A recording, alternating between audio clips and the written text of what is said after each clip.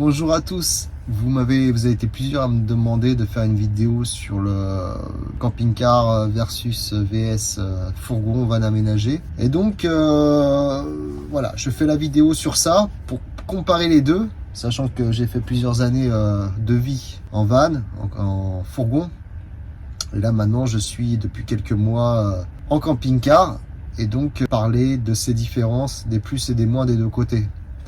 Donc déjà la grande différence par rapport au van et la vie en camping-car, c'est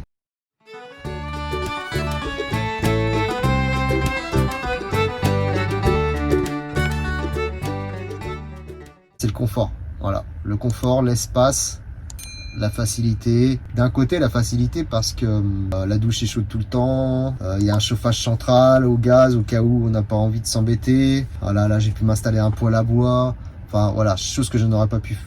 Je me serais pas imaginé faire ça dans mon fourgon. Donc plein de petits avantages qu'on n'a pas dans le fourgon et qui viennent se lier au confort. Donc ça déjà c'est l'un des premiers points qui est très important. Donc un confort quand même qui n'a rien à voir vraiment. L'isolation aussi, je sais que dans mon fourgon j'oscillais environ entre 3 degrés de différence avec les températures extérieures. Donc s'il y avait, admettons, 12 degrés dehors, j'avais 15 degrés dans le camion sans chauffage.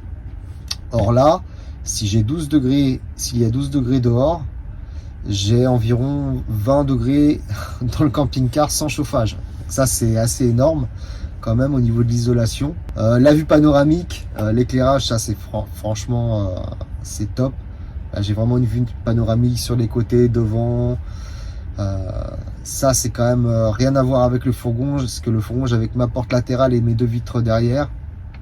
Bon, après il y en a qui ont des fourgons qui ont plus de vitres, mais en tout cas la clarté dans le camping-car est quand même beaucoup plus forte et la vue est panoramique, donc ça c'est vraiment un plus. Ensuite que dire au niveau de l'espace intérieur, c'est vrai qu'en fourgon on a cette sensation d'être toujours à piétiner sur place en fait, parce que chaque chose il n'y a pas de place en fait quasiment.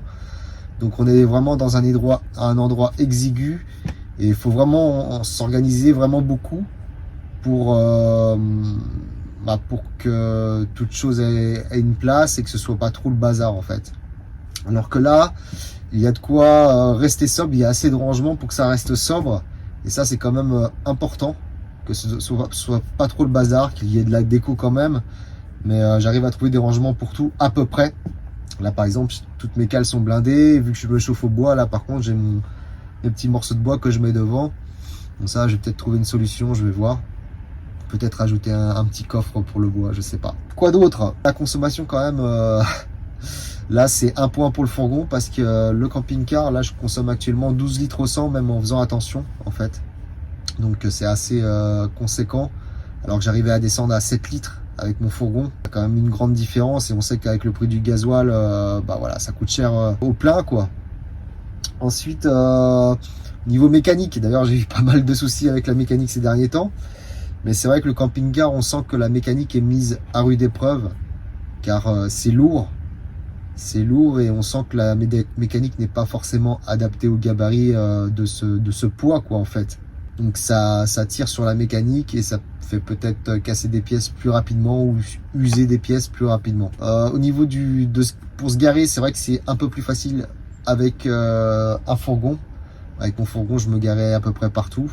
Avec celui-là, c'est quand même moins évident, mais on s'y habitue. Et en fait,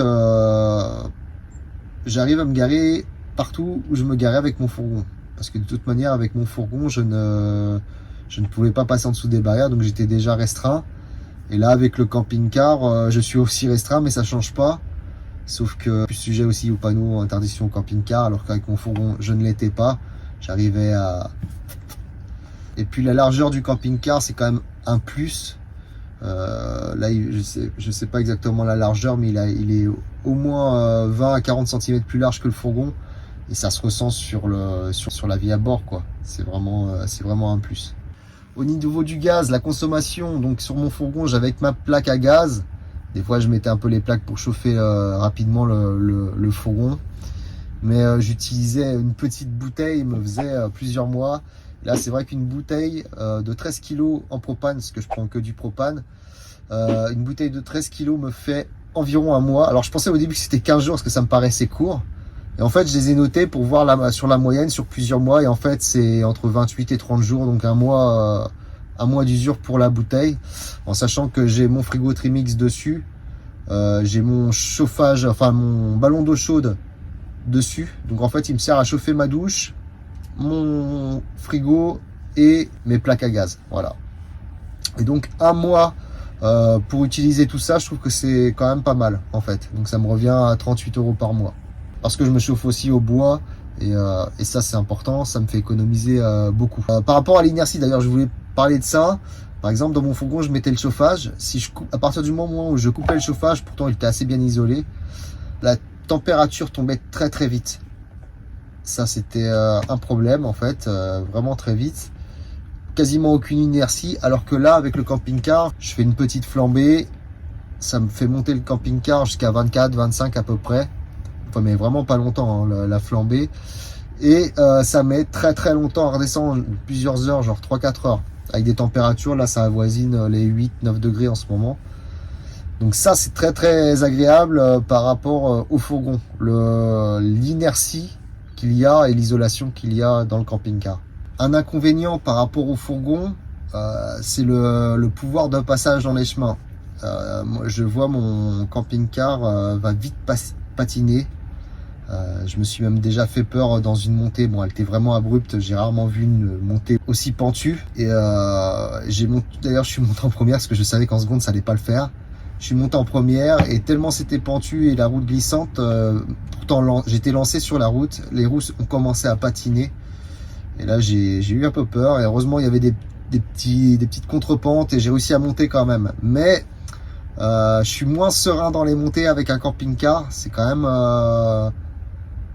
faut s'adapter quoi. Je me vois mal, il y a certaines routes que je ne prendrai pas, les chemins pareil, parce qu'on a vite tendance à s'enliser. Je me suis déjà enlisé une fois. Alors, pouvoir de passage dans les chemins quand même, c'est un avantage au fourgon. Même si, attention, mon fourgon, je m'enlisais très vite aussi, parce qu'il y avait quand même, il avait des chevaux. Je sais plus exactement combien il faisait, je crois que c'était 130. Mais dès qu'il y avait un peu de montée ou de l'herbe, juste de l'herbe, alors là c'était l'horreur. L'herbe mouillée, ça patinait direct. Donc il faut faire attention aussi au fourgon, mais le fourgon a quand même un pouvoir de passage qui est quand même plus important que le camping-car. Et je me vois pas m'aventurer dans des petits chemins chaotiques avec le camping-car. Je l'ai déjà fait une fois et ça bouge de partout. Et non, c'est vrai que pour trouver des spots, c'est peut-être pas forcément facile.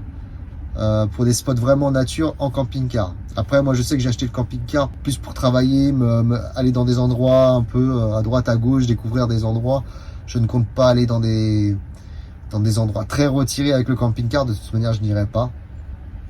Et voilà, je fais attention à ça. Une différence aussi, l'assurance. L'assurance, donc aussi un point pour le fourgon, parce que l'assurance camping-car, surtout si vous y vivez dedans à l'année, il va falloir prendre une assurance voiture plus une assurance maison en fait. Et il y a très peu d'assurances qui le font. Je ne vais pas citer la mienne, mais ça commence par un M et ça finit par un F. Et en fait, eux ils le font. Donc du coup, j'ai l'assurance pour le véhicule et l'assurance pour la maison. Chose que je n'avais pas du tout avec mon fourgon. Après, j'aurais peut-être pu le prendre, je ne sais pas trop. Donc voilà, les grandes différences, c'est surtout le confort. Le pouvoir de se chauffer, ça c'est la grosse différence. Dans un fourgon, on est vraiment en mode minimaliste. Alors que là, on a beaucoup d'accessoires. Tout est fait, donc à la limite, juste décorer comme là j'ai fait. Mais sinon, j'ai touché à rien trop. J'ai pas fait trop de modifs au niveau de l'intérieur. L'intérieur me plaisait déjà à la base parce que j'ai mon bureau là qui fait table.